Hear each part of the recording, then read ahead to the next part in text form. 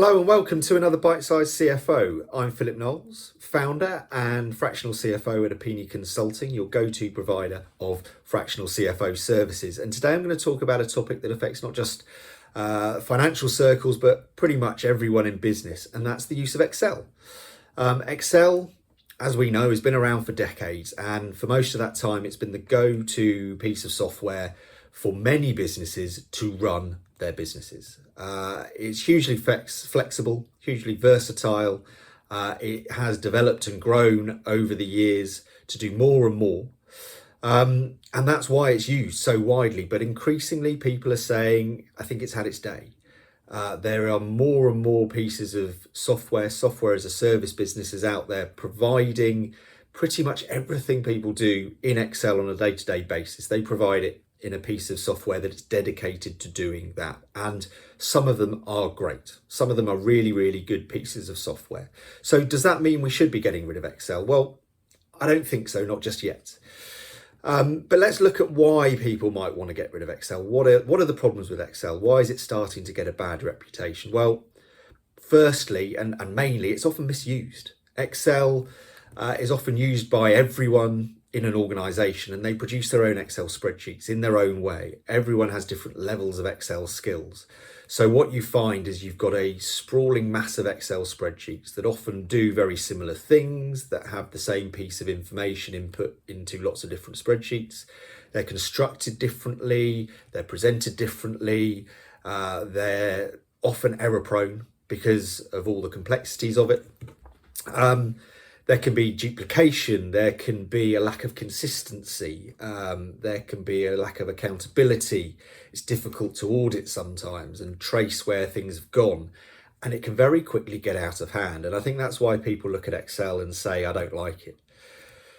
But if it's used properly, it is still a massively powerful tool. And for most businesses, or certainly a lot of businesses outside of the really big guys, it is still a tool that should be used in a lot of what you do day to day. Why is Excel so good? Well, it's flexible. It does everything that these pieces of software do. It can do everything if it's set up the right way, if you know how to use it. It's constantly updated and supported by Microsoft. Its functionality improves, year on year. And with Office 365, that's, constantly updated through your subscription. So, it's still a great piece of software. So when should we use it and when shouldn't we? Well, there are things that it doesn't do very well that should be used, should be done outside of Excel. Keeping your books and records should really be done in something like Sage, QuickBooks Zero, any of those packages. There are some complex things that are better outside of Excel, things like complex consolidations, maybe presenting numbers in a certain way. Some pieces of data analysis might be better outside of Excel. But a lot of what you do day to day can be and probably should still be done in Excel. So how do we get over the problems of Excel? Well, as a CFO, I know that Excel is powerful in the right hands, but it's only in the right hands if those people that are using it know how to use it properly. So the first thing I would say, if you're a CFO or you're leading a business, make sure that anyone who uses Excel on a regular basis knows how to use it. Put them on some courses, pay for courses.